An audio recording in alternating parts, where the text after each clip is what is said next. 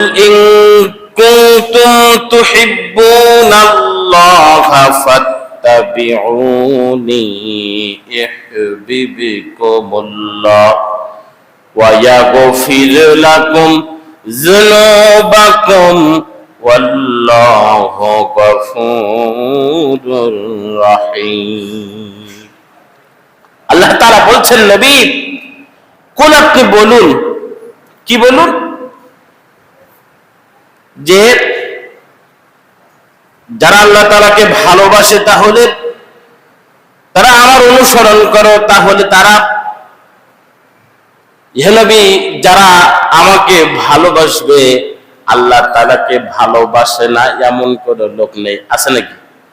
কাউকে যদি জিজ্ঞাসা করা হয় যে আপনি আল্লাহ তাআলাকে ভালোবাসেন কিনা, একদমে এক কথায় সে উত্তর দিয়ে দেবে, হ্যাঁ অবশ্যই আল্লাহকে ভালোবাসি। আল্লাহ রাব্বুল আলামিন তার নবীকে বলছেন, নবী হে তাদেরকে বলে দেন তারা কারা।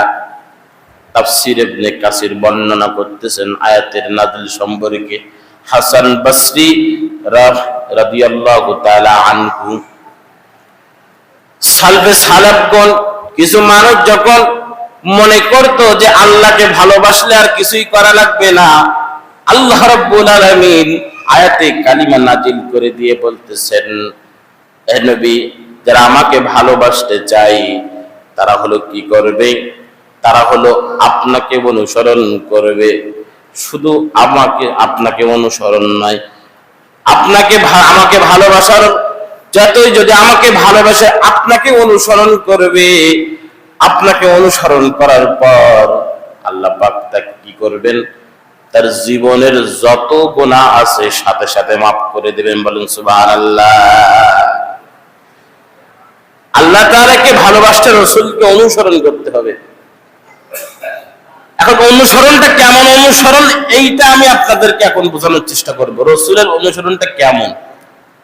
এখন অনুসরণটা কি? অনুসরণটা হলো যে একজন ব্যক্তি হাঁটতেছেন বা একজন ব্যক্তিকে অনুসরণ, ওই ব্যক্তি কি করেছেন, কিভাবে হাঁটতেছেন, কিরকম জামা গায়ে দিয়েছেন, কিরকম অবস্থায় নিজের জীবন পরিচালনা করেছেন, সেইটা জানার পরে নিজে আমল করা, ওই অনুযায়ী চলাকে অনুসরণ বলে। কথা ঠিক না? এখন আল্লাহ রাব্বুল আলামিন তার নবীকে এই কথা বলেছেন। রাসূল সাল্লাল্লাহু আলাইহি ওয়াসাল্লাম হাদিসের ভিতরে বলছেন, যে ব্যক্তি আমাকে ভালোবাসতে চায়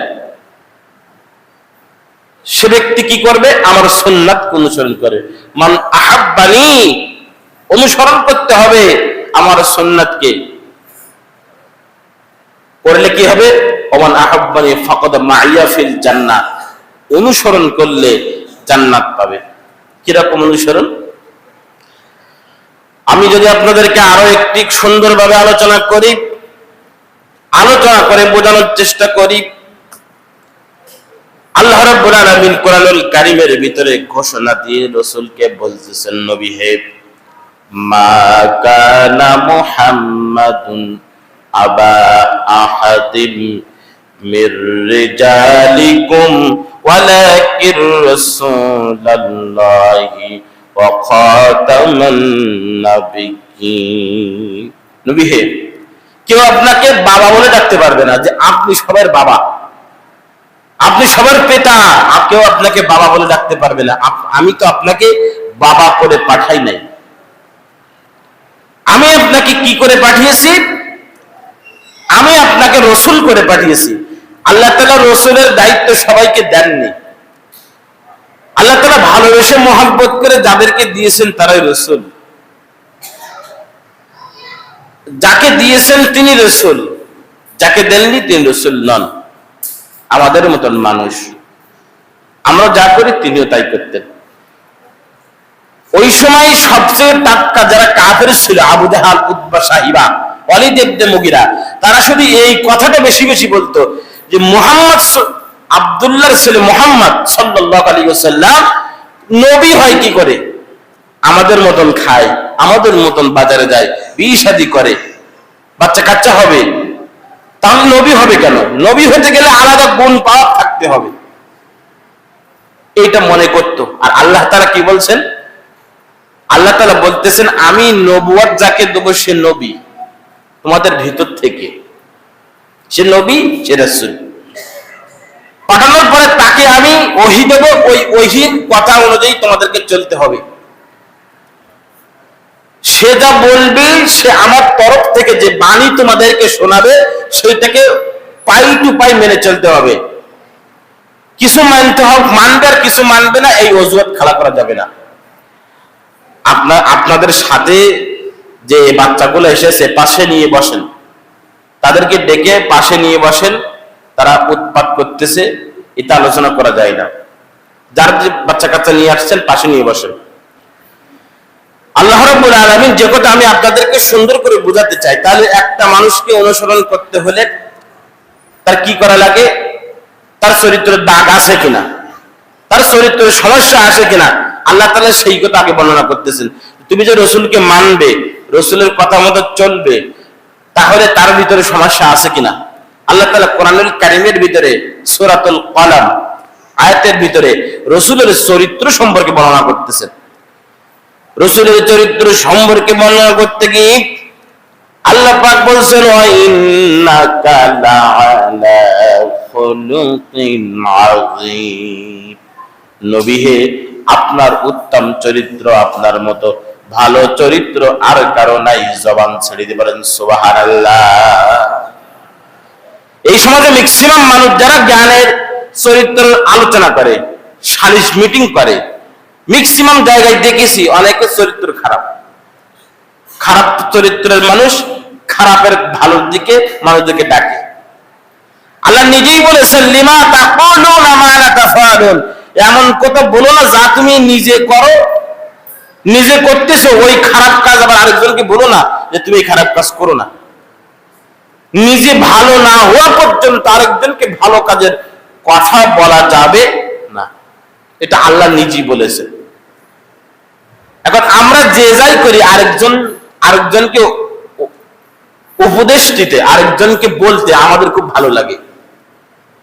একজনকে একটা ধাবর দিয়ে বলবে, এই তুমি এই খারাপ কাজ করো না, ও নিজেই এই খারাপ কাজের মধ্যে নিমজ্জিত, তাহলে বলবে কিভাবে? এজন্য আমাদেরকে খেয়াল রাখতে, বলার আগে আমাদেরকে চেষ্টা করতে হবে নিজেকে পরিবর্তন করার জন্য। আর রাসূল সাল্লাল্লাহু আলাইহি ওয়াসাল্লাম আল্লাহ তাআলা নিজে সাক্ষ্য দিয়ে বলতেছেন, রাসূল আমি উত্তম চরিত্র দিয়েছি। রাসূল সাল্লাল্লাহু আলাইহি ওয়াসাল্লাম নিজেই সাহাবীদেরকে শিক্ষা দিতেন, মানুষদেরকে বুঝাতেন। রাসূল সাল্লাল্লাহু আলাইহি ওয়াসাল্লামের জিন্দেগি সম্পর্কে একটু আলোচনা করি আপনাদের সম্পর্কে। 63 বছরের জিন্দেগি, 1 থেকে 40 বছর পর্যন্ত আল্লাহ তাআলা রাসূল সাল্লাল্লাহু আলাইহি ওয়াসাল্লামকে ওহী দেন নাই। কাফেরেরা 1 থেকে 40 বছর পর্যন্ত আশেপাশের প্রতিবেশীর মানুষ যারা ছিল তারা কখনো রাসূলকে খারাপ বলেনি। তারা রাসূলকে ভালোবেসে টাকা পয়সা, অর্থ সম্পদ সবগুলো এমনকি তার কাছে আমানত রাখত। তাকে ভালোবাসত, ভালোবেসে তারা কাছে টানত। কাছে টানার পর এমনকি তারা নিজেরা একটা নাম রাখলো, আলামিন উপাধি দিয়েছিল, as-সাদিক, সত্যবাদী ভালো মানুষ। সমাজের ভিতরে আর কাউকে তারা বলেনি, শুধু মুহাম্মদ সাল্লাল্লাহু আলাইহি সাল্লামকে বলেছিল। এরকম উপাধি আর কাউকে দেননি তারা, কিন্তু রাসূল সাল্লাল্লাহু আলাইহি সাল্লামকে উপাধি দিয়েছিল 1 থেকে 40 বছর পর্যন্ত। রাসূলের পরে যখন নবুয়তের দায়িত্ব আসলেন, হেরাগুয়া থেকে আল্লাহ পাক যে কোরআনুল কারীম আল্লাহ তাআলা নাযিল করে দিয়ে তার রাসূলকে বলতেছেন, নবী হে, আপনার উপর কোরআন নাযিল করেছি এই বাণী।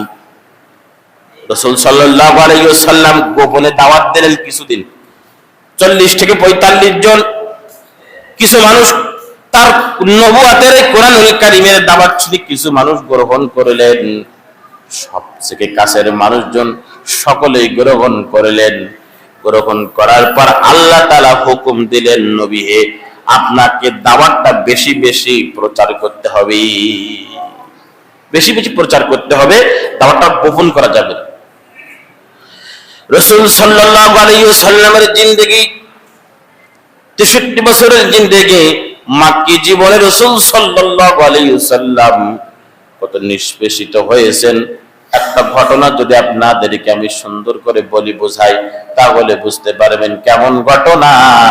রাসূল সাল্লাল্লাহু আলাইহি ওয়াসাল্লাম যখন নামাজে দাঁড়াতেন, কাফেরেরা বেঈমানেরা এমনকি নাড়ি ভুড়িগুলা রাসূলের মাথার উপর চেপে দিয়ে চলে যেতে, মাথার উপর নাড়ি ভুড়িগুলো চেপে দিতেন। সব জায়গায় চাচারা যখন তারপরে নির্যাতন জুলুম শুরু করলেন, তার উপর যখন ভয়াবহতার যখন এই নবুয়তের দায়িত্ব আল্লাহ তাআলা প্রচার করার জন্য, আল্লাহ তাআলা রাসূলকে কিন্তু খাওয়া দাওয়ার করার জন্য, বংশ বৃদ্ধি করার জন্য পাঠান নাই দুনিয়ার ভিতরে। 1 নাম্বার কাজ নবুয়ত, আমি যা বলবো তুমি সেটা পৌঁছাবে, আমি যেভাবে সমাজ পরিচালনা করতে বলবো সেইভাবে তোমাকে তাদেরকে বলতে হবে, সমাজ গঠন করতে হবে, রাষ্ট্র গঠন করতে হবে, সবকিছু আমার কথা মতন যেন তারা চলে। এই প্রচার এই প্রসার গুলো তোমাকে বেশি বেশি করতে হবে, এই প্রচার গুলো বেশি বেশি করতে হবে। রাসূলের বয়স যখন 40 ভারিয়ে যখন নবুয়তের আল্লাহ তাআলা দায়িত্ব দিচ্ছেন, তখন বিভিন্ন জন রাসূল সাল্লাল্লাহু আলাইহি ওয়াসাল্লামের কাছের মানুষগুলো বেশি বেশি কষ্ট দিত। কেমন কষ্ট দিত? আমি যদি আপনাদের সামনে একটা ঘটনা এনে আপনাদের সামনে কোট করি, তাহলে বুঝতে পারবেন কেমন কষ্ট দিত। রাসূল সাল্লাল্লাহু আলাইহি ওয়াসাল্লাম যখন রাসূলের বিবি খাদিজা রাদিয়াল্লাহু তাআলা আনহা ইন্তেকাল করলেন, রাসূলের চাচা আবু তালিব যখন ইন্তেকাল করলেন, রাসূল ভয়তে বাড়ির বাইরে যেতেন না, না জানি আমার পরে কারা আক্রমণ করে। কারণ রাসূলের চাচা আবু তালিবের জন্য অনেকেই রাসূলের গায়ে হাত দিত না। আবু তালিবের কারণ রাসূল সাল্লাল্লাহু আলাইহি ওয়াসাল্লামের গায়ে কেউ ভয়তে হাত দিত না। অনেকে এসে আবু তালিবের কাছে নালিশ করত। হঠাৎ করে রাসূল সাল্লাল্লাহু আলাইহি ওয়াসাল্লাম বাড়িতে আসেন, চাচা আবু তালিবে বসা। আবু তালিব অসুস্থ,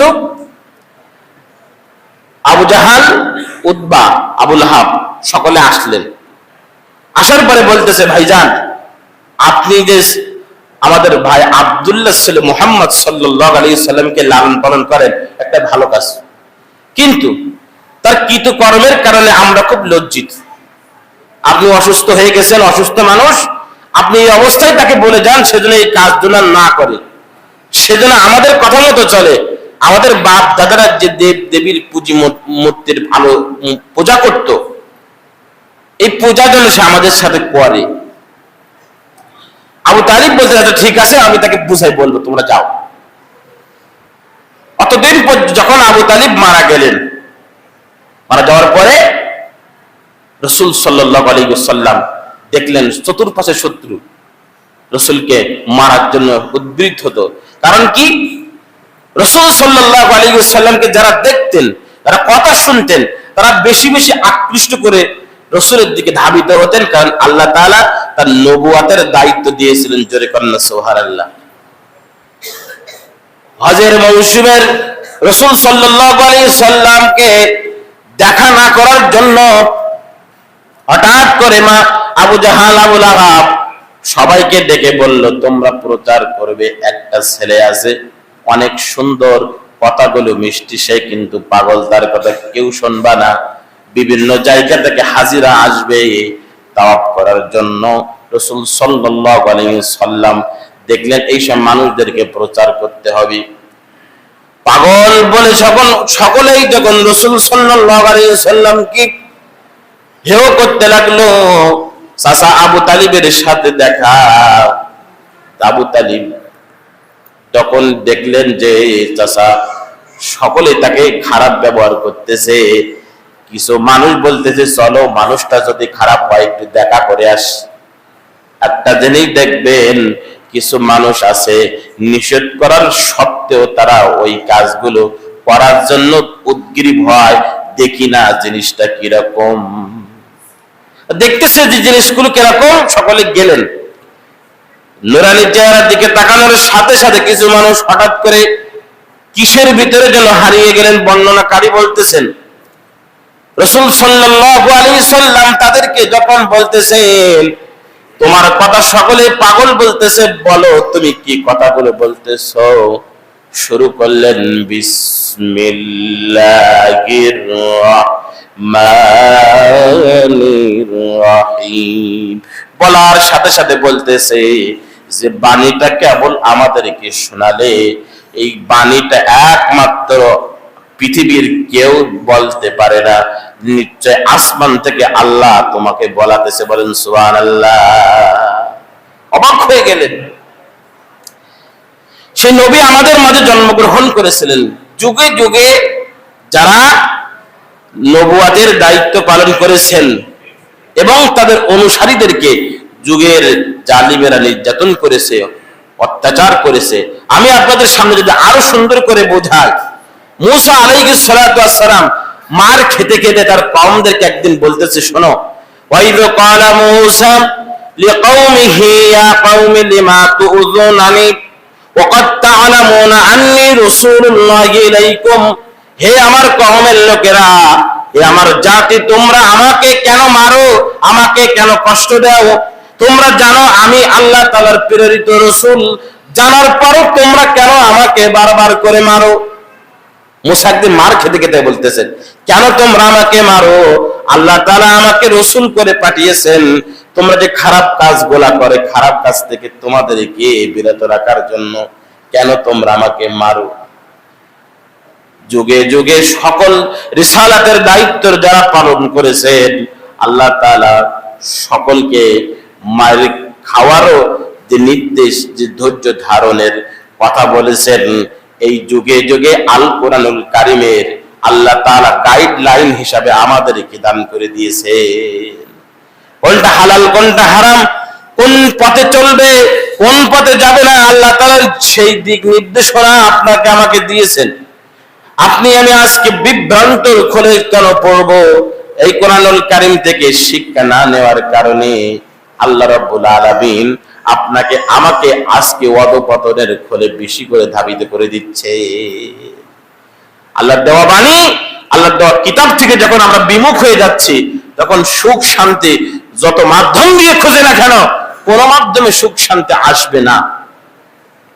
আমি আপনাদের সামনে একটা উদাহরণ হিসেবে পেশ করি। রাসূলের জলিল কদর সাহাবী রাবিয়া রাদিয়াল্লাহু তাআলা আনহু খুব ছোট্ট কাল থেকে রাসূলকে খিদমত করতেন, রাসূলের কথা শুনতেন। আমার মিশাক এনে দাও, আমার জামা এনে দাও, আমার উজুর পানি এনে দাও, সাথে সাথে রাসূলের সাহাবী পালন করতেন। হঠাৎ করে একদিন রাসূল সাল্লাল্লাহু আলাইহি সাল্লাম খুশি হয়ে বলতেছেন, রাবিয়া তোমার মনে কি চাই, একটা দাবি আমার সাথে বলো, আমি তোমার সেই দাবি পূরণ করব। রাবিয়া রাদিয়াল্লাহু তাআলা আনহু বলতেছেন, আমি ছোট্ট মানুষ, আমার বয়স 10 বছর, কি চাই? বলে, ইয়া রাসূলুল্লাহ একটু চিন্তা ভাবনা করে নে, আমি বলবো। একদিন পার হয়ে যায়, 2 দিন পার হয়ে যায়। হঠাৎ করে বলতে, রাবিয়া তো কিছুই বললে না, তুমি কি চাও? বলে, ইয়া রাসূলুল্লাহ, ইয়া হাবিবাল্লাহ, কি চাইবো? আমি মনে মনে ঠিক করেছি জান্নাতে আপনার পাশে যেন আমি থাকতে পারি, এতটুকু জিনিস চাই, তাছাড়া আর কিছু চাই না। যদি কন্যা সুবহানাল্লাহ। ছোট্ট মানুষ, 10 বছর বয়স, রাসূলকে বলতেছে, ইয়া রাসূলুল্লাহ শুধু আপনার পাশে থাকতে চাই না, আপনার সাথে আমি জান্নাতে যেতে চাই, আর আপনার পাশে থাকতে চাই, আপনার খেদমত করতে চাই। রাবিয়া রাদিয়াল্লাহু তাআলা আনহুকে বল, রাসূল সাল্লাল্লাহু আলাইহি সাল্লাম বলে, রাবিয়া তাহলে তোমাকে একটা কাজ করতে হবে, বেশি বেশি সেজদা দিতে হবে, বেশি বেশি নামাজ পড়তে হবে। সবচেয়ে দ্বীনের ভিতরে যারা নামাজ পড়ে না তাদের অন্য কোন ইবাদত গ্রহণযোগ্য হবে না। যে ব্যক্তি নামাজ পড়ে না তার অন্য কোনো দিন গ্রহণযোগ্যতা হবে না। এই জন্য তোমাকে বেশি বেশি যদি আমার সাথে জান্নাতে যেতে চাও, তাহলে 1 নম্বর কাজ করতে হবে, ওযুহাত ব্যতীত তোমাকে সেজদা গ্রহণ করতে হবে। আগে তোমার নামাজকে প্রাধান্য দিতে হবে। এমন কাজ করো না যে কাজে নামাজের সময় ভাও না, ও কাজ করার দরকার নেই। খুব কষ্ট করে কিন্তু নামাজের সময় কি দেয় না, ও কাজ করার দরকার নেই। ও কাজ ছাড়াও পৃথিবীতে আর অন্য কাজ আছে, সেই কাজ করে খাও। 5 টাকা কম হোক, 10 টাকা কম হোক, কিন্তু তুমি নিজের ইচ্ছা মতো আল্লাহর ইবাদত করতে পারো, আল্লাহর দাসত্ব করতে পারো, এই কাজও করো, দুনিয়ার ভিতরে করো। পার করে তুমি যখন পরকালে যাবে, আল্লাহ তোমার নাজাতের ওসিলা হিসেবে ওইটাকে খাওয়া করবেন। যদি কোন সুবহানাল্লাহ। এই পৃথিবীতে অনেক মানুষ অনেক রকম উদাহরণ দেয় যে হুজুর এই কাজ করি, যখন আজান দেয় তখন এমন ভাবে কাজের ভিতরে পড়ে যায়, তখন আর আসতে পারি না। ওই কথা ভুল। আল্লাহর কাছে জবাব দিতে হবে। আজকে দুনিয়ায় আপনি কিভাবে পার পেয়ে যান, আল্লাহর দরবারে কি জবাব দিবেন? আমার কাছে জবাব দেওয়ার কোনো দরকার নেই তো, আমি তো বলিনি আপনি জবাব দেন। আল্লাহর কাছে কি জবাব দেন সেটা আপনি বুঝে চিন্তা ভাবনা করে রাখেন।